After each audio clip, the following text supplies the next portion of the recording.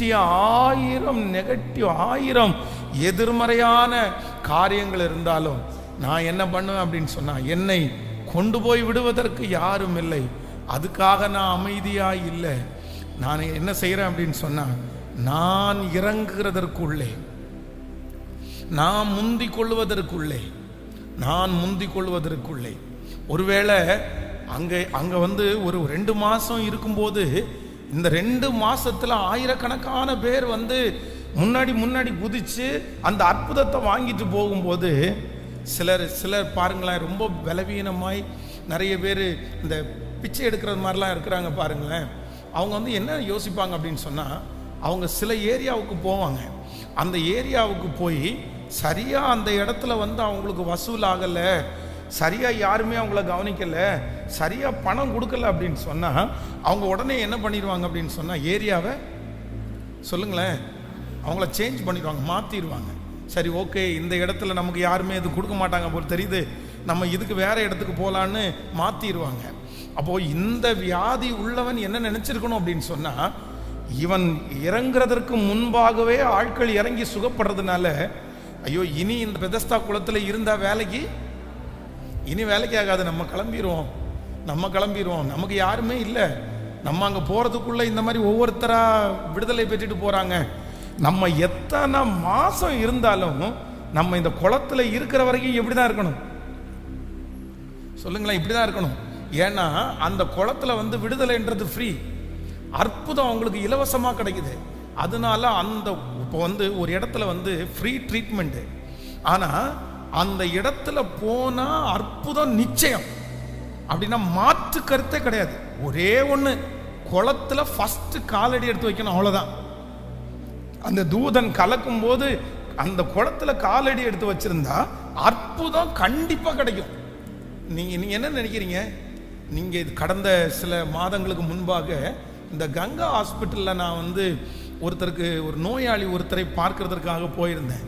அப்போ போய் அவளுக்காக ஜெபம் பண்ணும்போது, பக்கத்தில் இருக்கிற நிறைய ரூமில் யார் இருந்தாங்க அப்படின்னு சொன்னால், இந்த கருப்பு இனத்தவர்கள், நீக்ரோஸ், அந்த சைடில் இருப்பாங்கல்ல, அவங்க நிறைய பேர் வந்து கங்கா ஹாஸ்பிட்டலில் அவங்க ட்ரீட்மெண்ட் பண்ணிட்டு இருந்தாங்க. அப்போ வந்து நான் வந்து நம்மளை கூட்டிகிட்டு போன சர்ச்சில் இருக்கிற அந்த நர்ஸு அந்த பிள்ளையை பார்த்து, என்ன வெளிநாட்டிலேருந்தெல்லாம் நிறைய பேர் இங்கே வந்து ட்ரீட்மெண்ட் எடுக்கிறாங்களா அப்படின்னு கேட்ட உடனே அவங்க ஒரு பெரிய ஸ்டோரியே சொன்னாங்க. பாஸ்டர், அந்த ஜனங்கள் எல்லாம் வந்து பார்த்தீங்கன்னா நிறைய பிள்ளைகளை வந்து இந்த பிரசவ நேரத்தில் வந்து பிடிச்சி இழுத்துருவாங்க. அப்போ இந்த கை மணிக்கட்டினுடைய எலும்பு முறிஞ்சு போயிடும். அதனால நிறைய பிள்ளைகளுக்கு வந்து ஆப்ரேஷன் வந்து இங்கே தான் நடக்குது. அவங்க ஊரை விட்ட இந்த ஊர் ஒன்று சீப்பு. இன்னொன்று வந்து இங்கே பண்ணுகிற ஆப்ரேஷன் 99% வந்து அவங்களுக்கு வந்து சரியாயிருது.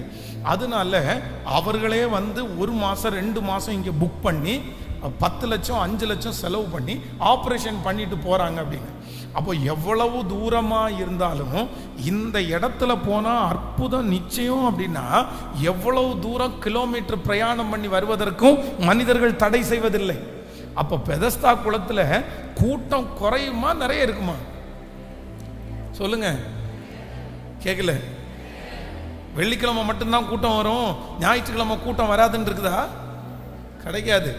அந்த சுத்தி பார்த்தீங்க அப்படின்னா ஒரே நோயாளிங்க, அதுவும் ஒரு நோயாளி இல்லை, புதுசா வர்றாங்க. இந்த மனுஷன் 38 வருஷமா இருக்கிறவர் காலையில எந்திரிச்சு அவர் ஜபம்னு ஒண்ணு பண்ணணும்னா என்ன பண்ணிருப்பாருன்னு நினைக்கிறீங்க? என்ன பண்ணிருப்பாருன்னு நினைக்கிறீங்க? ஆண்டவரே, இன்னைக்கு யாருமே வரக்கூடாது, அந்த தூதன் மட்டும்தான் வரணும். ஆனா இவன் கண்ணுக்கு முன்னாடி பார்க்கறது என்ன தெரியுமா? அங்க ஏற்கனவே ரிசர்வேஷன் பண்ணி ஒரு 100 பேர் காத்து கிடக்குறாங்க.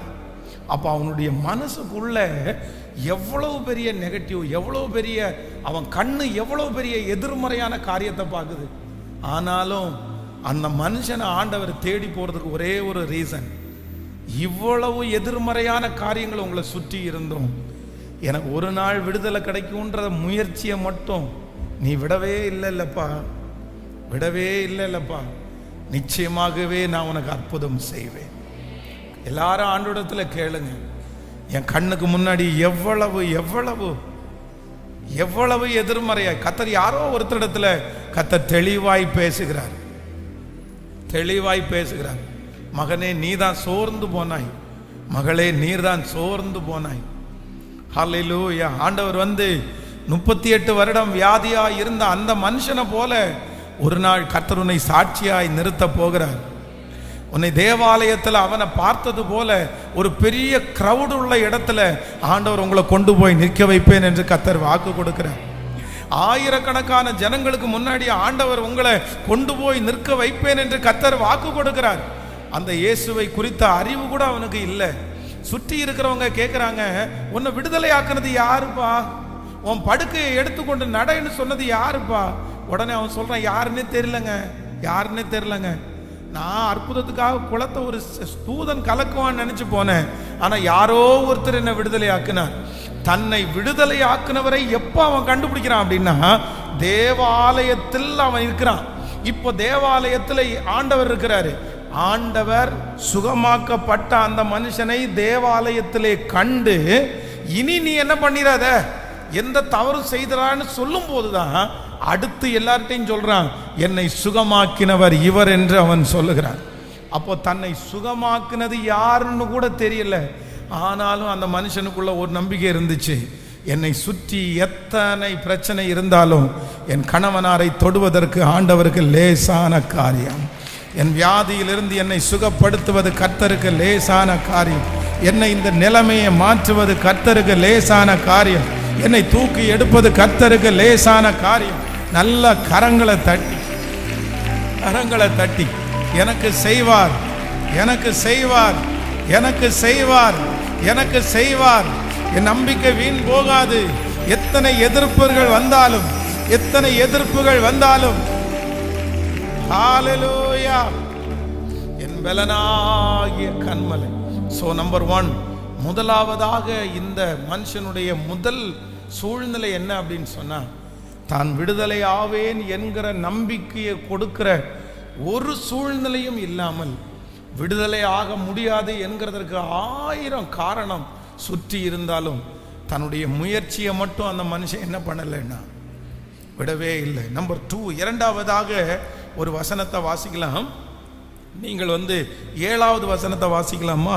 யோவான் எழுதின சுவிசேஷம் 5ஆம் அதிகாரத்தினுடைய 7வது வசனத்தை வாசிக்கலாம். அதற்கு வியாதிஸ்தன், ஆண்டவரே, தண்ணீர் கலக்கப்படும் போது என்னை குளத்திலே கொண்டு போய் விடுவதற்கு ஒருவரும் இல்லை. நான் போகிறதற்கு உள்ளே வேறு ஒருவன் எனக்கு முந்தி இறங்கி விடுகிறான். அந்த இடத்துல நீங்க அண்டர்லைன் பண்ணுங்க, வேறு ஒருவன். ஃபர்ஸ்ட் அந்த வசனத்துல நீங்க முதல் பாயிண்ட் என்ன நீங்க அண்டர்லைன் பண்ணணும் அப்படின்னு சொன்னா, நான் போகிறதற்குள்ளே. இப்போ இன்னொரு லைனை நீங்க அண்டர்லைன் பண்ணணும், வேறு ஒருவன். நல்லா கவனிச்சுங்க ஆண்டவருடைய பிள்ளைகளே. ஆண்டவர் இந்த இடத்துல அந்த மனுஷனை சொஸ்தமாக விரும்புகிறாயா அப்படின்னு கேட்கும்போது, இந்த மனுஷனுடைய இருதயத்தில் இருக்கிற அந்த ஆழமாய் காயப்பட்ட ஒன்றை அவன் சொல்லுகிறான். என்ன சொல்றார் அப்படின்னு சொன்னா, ஆண்டவரே, நான் இந்த இடத்துல ரொம்ப காலமா இருக்கிறேன், நான் இந்த இடத்துல ரொம்ப வருஷமா இருக்கிறேன். ஆனா என் கண்ணுக்கு முன்னாடி என்ன நடக்குது அப்படின்னு சொன்னா, வேறு ஒருவன் அவன் யாருன்னு எனக்கு தெரியாது, அவன் எப்போ வந்தான்னு கூட எனக்கு தெரியாது. ஆனால் டெய்லி என் கண்ணுக்கு முன்னாடி என்ன பார்க்குறான் அப்படின்னு சொன்னால், எனக்கு சுகம் கிடச்சிருச்சு, எனக்கு அற்புதம் கிடச்சிருச்சு, நான் கிளம்புறேன், எனக்கு டைம் ஆயிடுச்சு, நான் இந்த இடத்த விட்டு போகிறேன் அப்படின்னு சொல்லுகிற மனிதர்களை இந்த மனுஷன் டெய்லி கண்ணுக்கு முன்னாடி பார்க்குறான். இந்த ஹாஸ்பிட்டல் இருக்கு பாருங்களேன், இந்த ஹாஸ்பிட்டலில் ரொம்ப மன கஷ்டம் உள்ளவங்க யாருன்னா, நம்ம ஒரு 5 நாள் ஹாஸ்பிட்டலில் அட்மிட் பண்ணிடணும்னு வைங்களேன், 5 days. நமக்கு பக்கத்து பெட்டில் ஒருத்தர் படுத்து கிடப்பார், ஒரு 3 பேர், இந்த பக்கத்தில் ஒரு பெட்டு, இந்த பக்கத்தில் ஒரு பெட்டு. அப்போது அந்த வியாதிஸ்தர்கள் அந்த லாஸ்ட்டாக அந்த ட்ரீட்மெண்ட் முடிச்சு இப்போ டாக்டர் என்ன சொல்லுவார் அப்படின்னா, நீங்கள் வீட்டுக்கு சொல்லுங்களேன், நீங்கள் வீட்டுக்கு போகலாம் அப்படின்னு டாக்டர் சொல்லுவார். அப்போ வீட்டுக்கு போகலான்னு டாக்டர் சொல்லும்போது அவங்க எல்லாம் பேக் பண்ணுவாங்க பாருங்களேன், அந்த பெட்டி படுக்கைகளெல்லாம் பேக் பண்ணுவாங்க. பேக் பண்ணும்போது இந்த நோயாளி, எனக்கு அந்த அனுபவம் இருக்குது, அந்த நோயாளி என்ன சொல்லுவான் தெரியுமா, பக்கத்தில் இருக்கிற எல்லா பெட்லையும் போய் எனக்கு இன்னைக்கு சத்தமா சொல்லுங்க. நமக்கு நிறைய பேருக்கு ஹாஸ்பிட்டலில் படுத்து கிடக்கிறதுக்கு என்ன பண்ணாது. அதில் என்னதான் டிவி வச்சிருந்தாலும் அங்கே இருக்கிற நர்ஸு, அங்கே இருக்கிற டாக்டர்ஸு எவ்வளோதான் நமக்கு ஆறுதல் சொல்லி எவ்வளோதான் தெரிஞ்சவங்களா இருந்தாலும், சார் எப்போ சார் டிஸ்சார்ஜ், என்னை தயவு செய்து கூட்டிகிட்டு போங்க, என்னை தயவு செய்து வெளியே போங்க. ஆனால் இப்போ என்ன நடக்குது அப்படின்னு சொன்னால், சுற்றி இந்த பெட்டில் இருக்கிறவர் எனக்கு இன்னைக்கு டிஸ்சார்ஜ் அப்படின்னு போயிட்டார். இந்த பெட்டில் இருக்கிறவர் சொல்லுங்களேன், இந்த 38 வருஷமான மனுஷன் எத்தனை பேரை பார்த்துருக்கிறார் தெரியுமா? எவ்வளோ ஒரு மன வருத்தம். இந்த இடத்துல ஆண்டவரிடத்தில் தன்னுடைய ஸ்டோரியை சொல்றாரு. ஆண்டவரே, நான் முயற்சி எடுக்கிறேன், நான் இந்த இடத்துல அற்புதத்திற்காக தான் வந்திருக்கிறேன். ஆனால் என் கண்ணுக்கு முன்னாடி என் கண்ணு பார்க்க என்னை விட பெரிய நோயாளிங்க, என்னை விட மோசமான நோயாளிங்க, யாரோ ஒரு 4 பேர் அவங்க கூட வந்தாங்க, தப்புன்னு தூக்கி குளத்துல போட்டாங்க, அவ்வளோதான், அவன் கிளம்பிட்டான். ஆண்டவரே, வந்து 5 நாள் கூட ஆகல கிளம்பிட்டான், வந்து 7 நாள் கூட ஆகல கிளம்பிட்டான். நான் இத்தனை வருஷமா உட்காந்துருக்கிறேன், என் கண்ணுக்கு முன்னாடி இது வரைக்கும் வேறொருவன், சைன் பண்றது வேறொருவன், தலை நிமிர பண்ணுறதுக்கு வேறொருவன். இவங்க நல்லா இருக்கிறாங்க, அவங்க நல்லா இருக்கிறாங்க, இவங்க வாழ்றாங்க, என் சொந்தக்காரன் நல்லா இருக்காங்க, என் கூட படிச்ச அந்த பையன் நல்லா இருக்காங்க, என் கூட ஒன்னா இந்த ஊருக்கு வந்த பையன் நல்லா இருக்காங்க, நான் சேர்த்து விட்ட அந்த நபர் நல்லா இருக்காங்க, நான் இந்த காரியத்தை குறித்து ஷேர் பண்ற அவர் நல்லா இருக்காருங்க. ஆனா நான் என்ன இல்லை, நான் இன்னும் விடுதலை ஆகலை. இந்த சத்தத்தை கேட்டுக்கொண்டிருக்கிற யாரோ ஒருத்தருடைய மனசுல இது ஆழமாய் பதிந்திருக்கலாம். பிரதர், இது உங்க மனசுல மட்டும் இல்லை. பிரதர், சிஸ்டர், இது உங்க மனசுக்குள்ள மட்டும் இல்லை, யாருடைய மனசுக்குள்ளேயும் இருந்துச்சு அப்படின்னு சொன்னா, 38 இயர்ஸ் 38 வருஷமா ஒரு மனுஷனுக்குள்ள ஒன்று இருக்குது.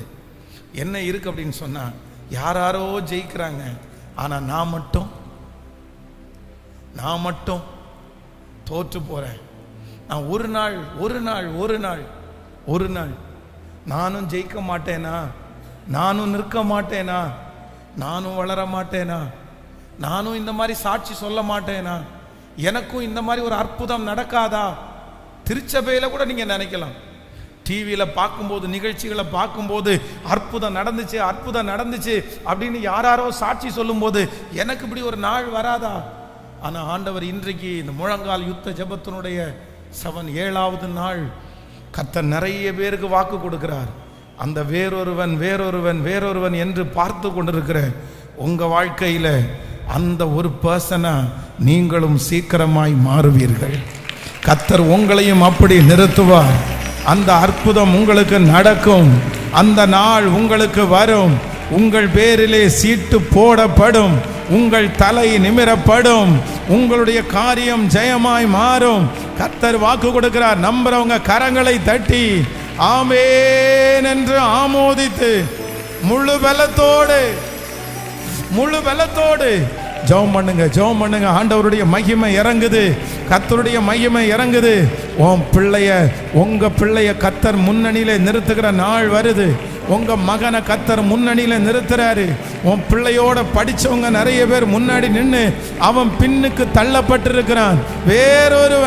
வேறொருவன் அந்த இடத்துல கர்த்தர் உங்க குடும்பத்தை நிறுத்துறாரு. நம்புறவங்க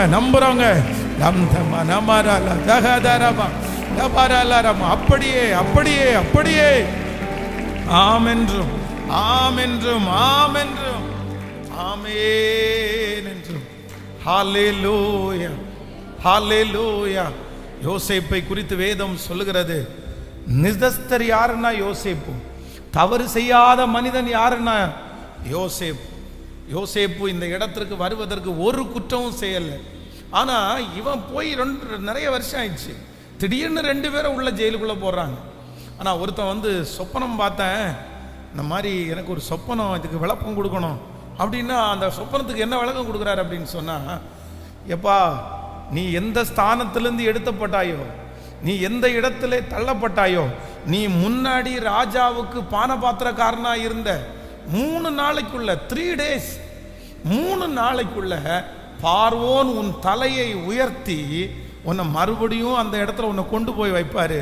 நீ முன்னாடி என்ன வேலை செஞ்சியோ அதே மாதிரி அவருடைய கரத்துல நீ என்ன கொடுப்ப? பாத்திரத்தை அவருடைய கையில கொடுப்பப்பா. இவர் வந்து ரொம்ப நாள் ஆயிடுச்சு, இவர் தான் சீனியர், இவருக்கு விடுதலை. அப்போ இப்போ வந்தவன் 3 நாள் தான் ஆச்சு, 5 நாள் தான் ஆச்சு. விடுதலை ஆகி போகும்போது அந்த பானபாத்திரக்காரன் யோசேப்பை பார்த்து என்ன சொல்லியிருப்பான்னு நினைக்கிறீங்க? சார் ரொம்ப தேங்க்ஸ் சார், ரொம்ப தேங்க்ஸ் சார். சார் நீங்கள் என்ன சார் இப்படி இருக்கீங்க, இவ்வளோ அழகான விளக்கத்தை கொடுத்தீங்க, நான் கலங்கி போயிருந்தேன் சார், என் வாழ்க்கையில் பெஸ்ட்டாக சொல்லிட்டீங்க சார், கடவுள் உங்க கூட இருக்கார் சார், நீ ஆண்டவர். அப்படின்னா நம்ம நிறைய நேரத்தில் நம்ம ஜெபிக்கிற நிறைய பேருக்கு அற்புதம் நடக்கும். ஹலோ, நம்ம கூட்டிட்டு வருவோம், அவங்க சொல்லுவாங்க, சிஸ்டர் சரியான இடத்துக்கு கூட்டிட்டு போயிட்டீங்க சிஸ்டர், செத்துருப்பேன், ஆண்டவர் உங்க மூலமா எவ்வளவு பெரிய அற்புதம் செஞ்சா தெரியுமா. நம்ம கூட்டிட்டு வந்தவங்க, நம்ம ஜெபிச்சவங்க, நம்ம ஆலோசனை கொடுத்தவங்க நம்ம கண்ணுக்கு முன்னாடி அற்புதத்தை பெற்றுட்டு நமக்கே சாட்சி சொல்லுவாங்க. ஆனா நமக்கு என்ன இருக்காது சொல்லுங்க?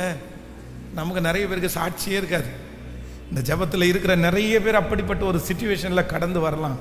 பாஸ்டர், இந்த வார்த்தை யாருக்காகவும் இல்லை, எனக்காக தான் டைரக்டா வந்துட்டு இருக்குது. நான் தான் அப்படி வந்திருக்கிறேன். எத்தனையோ பேரை கூட்டிட்டு வந்தேன் பாஸ்டர், எத்தனையோ பேருக்கு ஆண்டவரை பற்றி சொன்னேன். ஒவ்வொருத்தரும் சொல்ற சாட்சியினால அப்படியே நான் பிரமிச்சு போறேன். எனக்கு சந்தோஷம்தான். நான் கூட்டிட்டு வர பர்சனுக்கு இப்படி ஒரு அற்புதம் நடக்கிறது எனக்கு மகிழ்ச்சி. இப்படி அவங்க சொல்லும் போது எனக்கு ஆனா ஒரு கஷ்டமா இருக்குது, ஆண்டவரே நான் கூட்டிட்டு வந்தவங்களுக்கு அற்புதம் பண்ணுறீங்களே, எனக்கு எங்க ஆண்டவரே.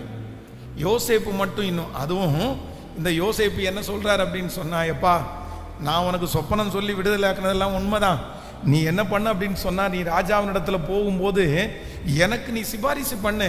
நான் இந்த மாதிரி ஒருத்தன் இருக்கிறான், அவன் வந்து ஒன்றுமே செய்யலை, தப்பு பண்ணவே இல்லை, அவனை வந்து திருட்டளவாக கொண்டு போய் வச்சிருக்கிறாங்க, நீ கொஞ்சம் எனக்காக பேசு, நீ டைரக்டாக ராஜாவை பார்க்குறல்ல. ஆனால் வேதம் சொல்லுது, பானபாத்திரக்காரனுடைய தலைவன் யோசேப்பை நீங்கள் கூட்டிட்டு வந்து அற்புதத்தை பெற்றுக்கொண்டவங்க உங்களை மறந்தே போயிருக்கலாம். ஏன்னா நீ இன்னுமாடா அங்கே இருக்கிற, நீங்கள் இன்னுமா வரவே இல்லை, அந்த மாதிரி ஒரு சூழ்நிலையில் இருக்கலாம். ஆனால் ஆண்டவராகிய தேவன் ஒரு நாள் யோசேப்பை துரிதமாய் வருகிறார்கள், துரிதமாய் வருகிறார்கள். யோசேப்புக்கு என்கிற அந்த நாள் வந்துச்சு, யோசேப்புக்கு என்கிற அந்த நேரம் வந்துச்சு. அவனுடைய காத்திருப்பு முடிஞ்சிருச்சு. கர்த்தர் அவனை சோதிக்கிற காலம் முடிஞ்சிருச்சு.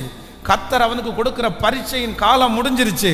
அந்த பரீட்சையின் காலம் முடிஞ்ச உடனே யோசேப்பை அந்த கிடங்கிலிருந்து வெளியே கொண்டு வந்தது போல இந்த சத்தத்தை கேட்கிற ஒவ்வொருத்தருக்கும் கர்த்தர் வாக்கு கொடுக்கிறார், உங்கள் சோதனையின் காலம் முடியும், உங்களுக்கு கர்த்தர் வைத்திருக்கிற அந்த நாட்கள் முடியும், உங்களுடைய பரீட்சையின் நாட்கள் முடியும். இது கர்த்தருடைய வார்த்தை, இது தேவனுடைய வார்த்தை. கரங்களை தட்டி, கரங்களை தட்டி, நல்ல வாலிப தம்பிங்க தங்கச்சிங்க கரங்களை தட்டி முழு பலத்தோடு, முழு பலத்தோடு, வேறொருவன் அல்ல, வேறொருவன் மாத்திரம் அல்ல, உங்களையும் உங்களையும் விடுதலை பெற்றவர்களாய், உங்களையும் டிஸ்சார்ஜ் பண்ணப்பட்டவர்களாய், உங்களுக்கும் அற்புதம் செய்தவர்களாய் நீங்கள் புறப்பட்டு போகிற ஒரு நாள் சீக்கிரமாய் வரும். ஆண்டவர் இந்த மனுஷனை பார்த்து என்ன சொல்றாரு அப்படின்னு சொன்னா, உன் படுக்கையை விட்டுட்டு போன்னு சொல்லல, உன் படுக்கையை எடுத்து கொண்டு நட. ஏன் அப்படின்னா, அந்த குளத்துல இருந்து அற்புதத்தை பெற்று கொண்டு போறவங்க எல்லாத்தையும் என்ன பண்ணிட்டு போவாங்க, காலி பண்ணிட்டு போவாங்க. சுட்கேஸ் எல்லாம் தூக்கிட்டு போவாங்க, பெட் எல்லாம் தூக்கிட்டு போவாங்க, மெத்தை எல்லாம் தூக்கிட்டு போவாங்க. அவங்க தூக்கிட்டு போறதை வச்சே எல்லாரும் கண்டுபிடிச்சிருவாங்க இவங்களுக்கு என்ன கிடைச்சிருச்சு. எப்படி இருக்கும் பாருங்களா, அந்த பெட்டை தூக்குறதுக்கே அது ஒரு மனசு நல்லா இருக்கும். நம்ம படுத்து இந்த பெட்டை தூக்குறோமேன்னு அவனுக்கு தோணல. அந்த பெட்டை தூக்கி சுருட்டி கையில வச்சுட்டு எப்படி நடந்து போறாரு அப்படின்னா, கெத்தா கெத்தா. அந்த பெட்டு இதுவரைக்கும் அவனை சுமந்த பெட், அது இப்போ அவன் சுமக்கிறான் பாருங்களேன்.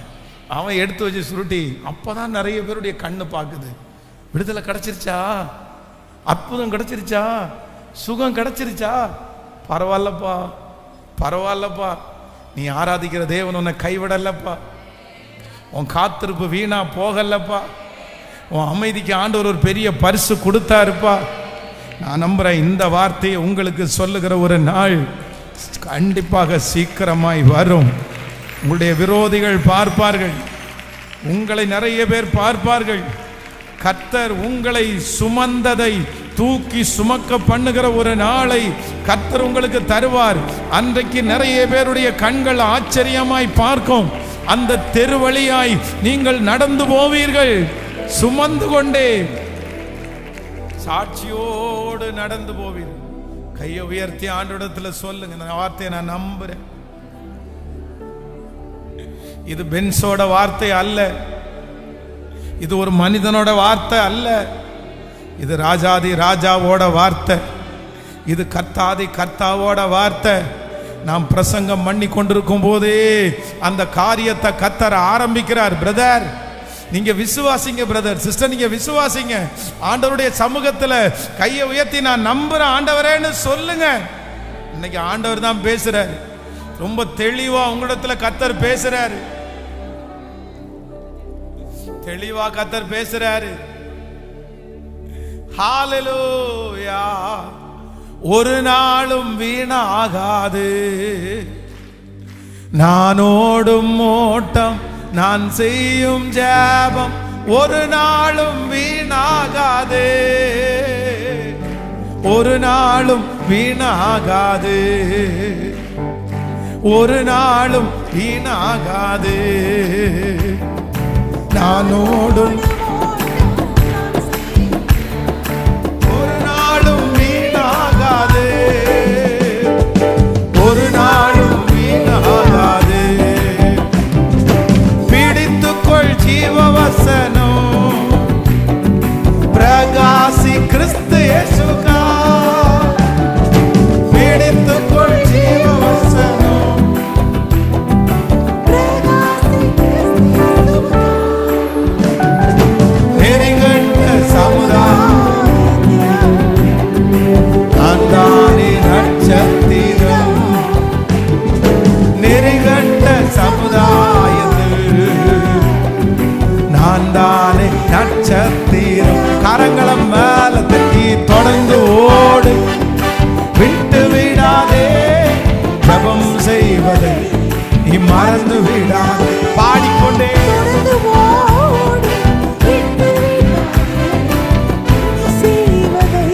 நீ மறந்து கைகளை தட்டி அவமானம் நிந்தை எல்லாம் அனுதின உணவு போல பாடுங்க. அவமானம் நிந்தை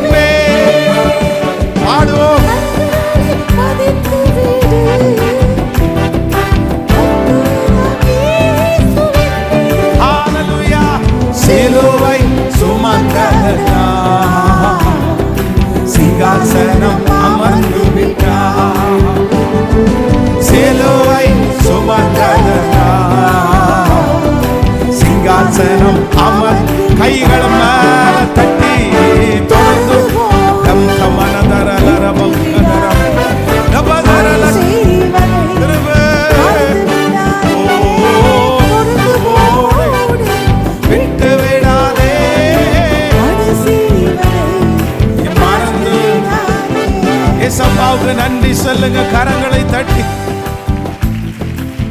ஹalleluya ஹalleluya. வேறொருவன் வேறொருவன் வேறொருவன் வேறொருவன் வேறொரு அவங்க அவங்க அவங்க அப்படின்னு சொல்ற அந்த இடத்துல ஒரு நாள் உங்களை கர்த்தர் நிறுத்துகிற அந்த நாள் வரும். நீங்க அந்த இடத்துல நிப்பீங்க. அந்த இடத்துல சாட்சியாய் ஆண்டவர் உங்களை நிறுத்தும். ரொம்ப ஆச்சரியமா இருக்குல்ல, ரொம்ப ஆச்சரியமா இருக்குல்ல. ஆண்டவரே வேறொருவன், எத்தனை வேறொருவனை நான் பார்த்துட்டேன். ஆனா இன்னைக்கு என்ன ரட்சிக்கிறதற்கு, என்ன தூக்கி எடுக்கிறதற்கு ஒருவர் வந்திருக்கிறார். எனக்கு கை கொடுக்கிறதுக்கு ஒருத்தர் வந்திருக்கிறார். உங்க பிள்ளைகளுக்கு கை கொடுக்கிறதுக்கு ஒருத்தர் வந்திருக்கிறார். நிறைய பிள்ளைகளை பார்த்து அந்த பிள்ளை நல்லா இருக்குது, இந்த பிள்ளை நல்லா இருக்குது, இந்த பிள்ளையினுடைய வாழ்க்கை நல்லா அமைஞ்சிருக்கு. ஆனால் என் பிள்ளை அந்த மாதிரி ஒரு இடத்துல நிற்க மாட்டானா? என் மகன் அந்த இடத்துல அந்த மாதிரி ஒருத்தர், என் மகன் அந்த இடத்துல நிற்க மாட்டாளா? நிறைய அம்மா அப்பாவுடைய ஏக்கமாக இருக்கலாம், தாகமாக இருக்கலாம். ஆனால் நான் நம்புகிறேன், நிச்சயமா அந்த இடத்துல உங்கள் பிள்ளைகளையும் ஒரு நாள் ஆண்டவர் நிற்க வைப்பார். அந்த பிள்ளைகளை அந்த இடத்துல கர்த்தர் அலங்கரிப்பார். நீங்கள் இன்னைக்கு இந்த ஃபைனல் டேல நீங்கள் இந்த வார்த்தையை உறுதியாக பற்றி பிடிக்கணும். இந்த வார்த்தை அப்படியே ஹீல் பண்ணும் உங்களை. நம்பர் 3, மூன்றாவதாக கடைசியாக இந்த மனுஷனுக்குள்ளே இருந்த ஒரு காரியம் எனக்கு ரொம்ப ஆச்சரியமாக இருந்துச்சு. வாசிக்கலாம் அந்த 7வது வசனத்தை. இன்னொரு அண்டர்லைன் பண்ண போகிறோம். அதற்கு வியாதிஸ்தன், ஆண்டவரே தண்ணீர் கலக்கப்படும் போது என்னை குளத்திலே கொண்டு போய் விடுவதற்கு ஒருவரும் இல்லை. இன்னொரு விஷயம் கூட வாசிக்கலாம். அதற்கு வியாதிஸ்தன், ஆண்டவரே தண்ணீர் கலக்கப்படும் போது என்னை குளத்திலே கொண்டு போய் விடுவதற்கு ஒருவரும் இல்லை. கவனிங்க, இப்ப என்ன நடந்திருக்கும்னு நினைக்கிறீங்க? என்ன நடந்திருக்கும் அப்படின்னு சொன்னா, தூதன் வந்து எப்பவும் எல்லாம் குளத்தை கலக்க மாட்டார். அவ்வளவுதான், எப்பாவது ஒரு டைம் தான் கலக்குவார்.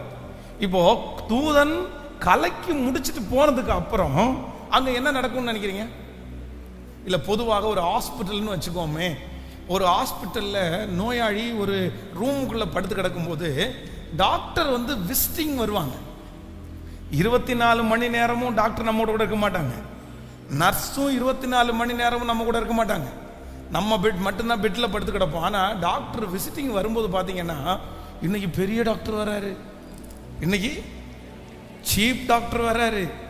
இந்த சீப் டாக்டர் வரும்போது இவர் வந்து தனியா வரமாட்டார். எப்படி வருவாரு? 4 நர்ஸுங்க அப்படியே சுத்தி எல்லாரும் அதை பேப்பரை வச்சிருப்பாங்க, ஒருத்தங்க பிபி பார்க்கறத வச்சிருப்பாங்க. அப்படியே உள்ள வந்துடும். வந்த உடனே எல்லாரும் அலர்ட் ஆயிடுவாங்க. பேஷண்ட்ஸ் யார் பார்க்கறது, யார் கூட இருக்கா, அப்பாவா அம்மாவா, நீங்க என்ன முறை வேணும் என்ன. அவர் பேசுவார் பயங்கர கெத்தா, அப்படியே இது பண்ணி, அப்படியா நீங்க என்ன வேணுமா பார்த்துட்டு இருக்கிறீங்களா அப்படின்னு சொல்லி, என்ன பண்ணுது, எப்படி இருக்குது அப்படின்னு கேட்பாரு. அந்த நேரம் பார்த்தீங்கன்னா அந்த சீப் டாக்டர் வர்ற நேரத்தில் பரபரப்பா இருக்கும். ஆனா அந்த சீப் டாக்டர் அந்த ஹாஸ்பிட்டலை விட்டு வெளியே போனதுக்கு அப்புறம் நோயாளிங்க ஒவ்வொருத்தரும் உட்கார்ந்து என்ன பேச ஆரம்பிச்சிருவாங்க. கதை ஓடும் பாருங்களேன், பயங்கரமான கதை ஓடும். அப்படியா இப்படியா அதுவா இதுவா. ஆனா அடுத்த சீப் டாக்டர் வரும்போது, இப்போ இந்த பெதஸ்தா குளத்துல என்ன நடக்குது அப்படின்னு சொன்னா, குளத்தை கலக்கிறதுக்கு தூதன் வரும்போது எல்லாருமே என்ன ஆயிடுவாங்க, ஏய் வர்றாருப்பா. அவ்வளவு நேரம் கதை பேசிட்டு இருக்கிறவங்க அத்தனை பேரும் அலர்ட் ஆயிடுவாங்க. எல்லாம் அலர்ட் ஆயிரு. இது வரைக்கும் 38 வருஷமா வியாதியா இருக்கிறவன பக்கத்துல இருக்கிற ஒரு நோயாளி, அப்படியாப்பா இத்தனை வருஷமா இருக்கிறியா, நானும் என்னமோ நீ நேற்றுக்கு தான் வந்தேன்னு நினைச்சேன். பாவம்ப்பா உன் கதை. அப்பா இல்லையா, அம்மா இல்லையா, மாமனார் கூடவா இல்லை, அண்ணன் கூடவா இல்லை, ஒரு ஃப்ரெண்டு கூடவா இல்லை, உன் பாவம்ப்பா நீ பரிதாபப்பா இப்படின்னு பரிதாபமா பேசிட்டு இருந்த அந்த பர்சன் தூதன் வந்த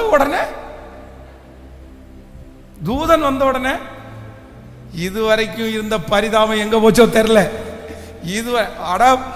எனக்கு இனி யாரை பார்க்க மாட்டேன். அதான் அவனுக்கு முந்தி கொள்றதுக்கு நிறைய பேர் இருந்தாங்க.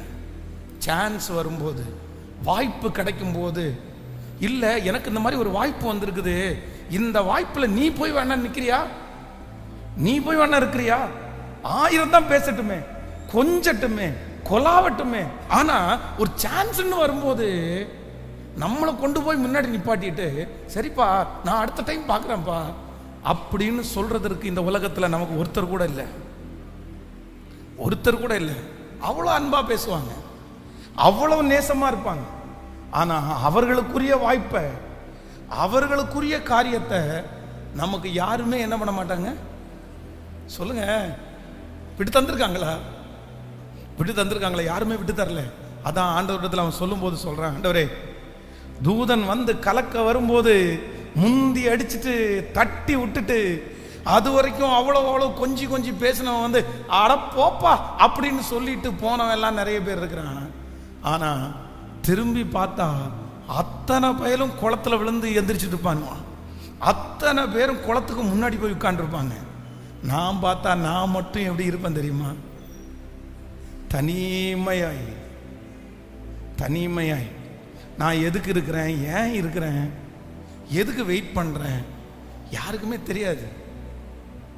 வேடிக்கை பார்க்குறவன மாதிரி நான் உட்காந்துருக்கிறேன். ஆண்டவரே வேடிக்கை பார்க்குற மாதிரி உட்காந்துருக்கிறேன். டைமிங்கில் நிறைய பேர் முன்னாடி போகிறாங்க, எனக்கு முந்தி கொள்றவங்க நிறைய பேர் இருக்காங்க. ஆனால் என்னை தூக்கி விடுவதற்கு, என்னை கொண்டு போய் விடுவதற்கு, நீங்கள் அந்த சிச்சுவேஷனை இப்போ உங்கள் கண்களுக்கு முன்னாடி கொண்டு வாருங்களேன்.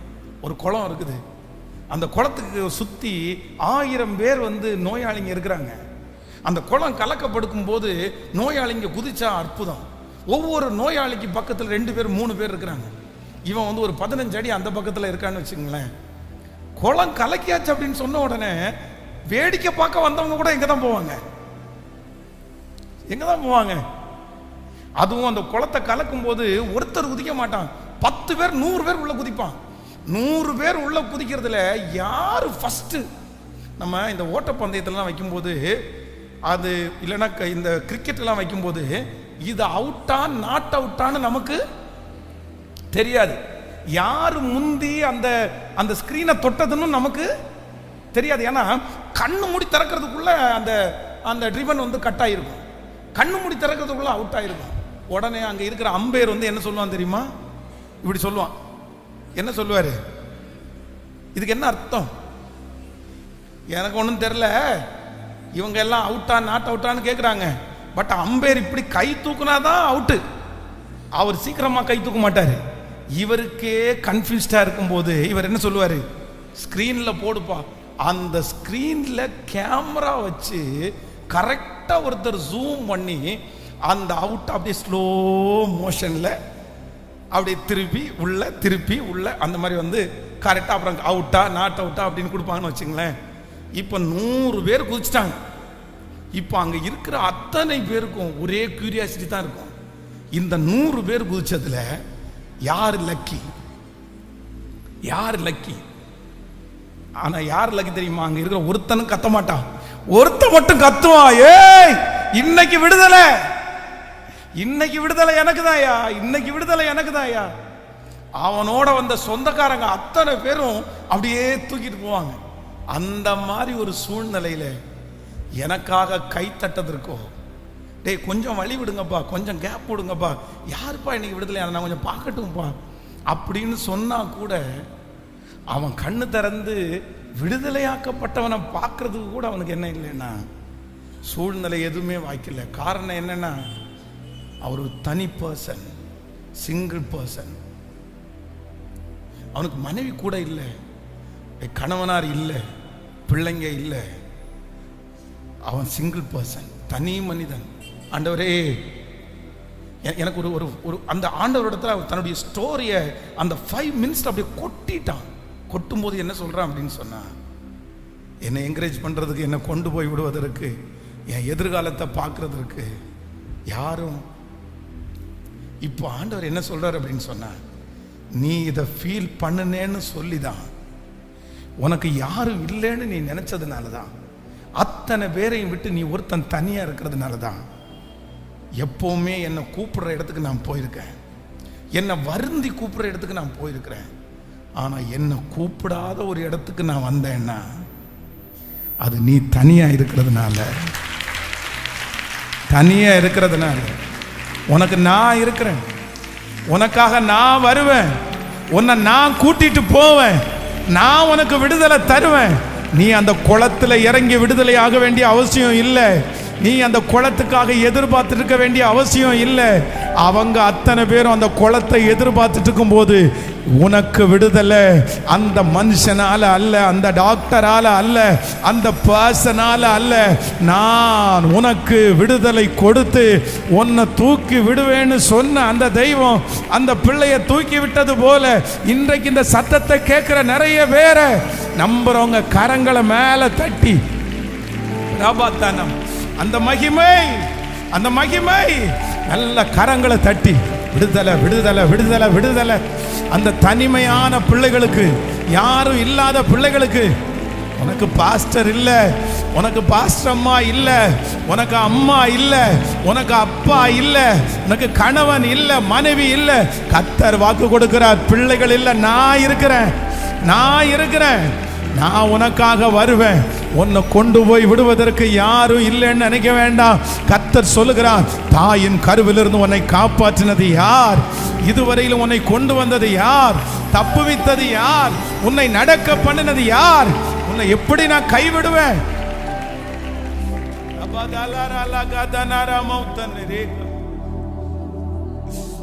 அபாதார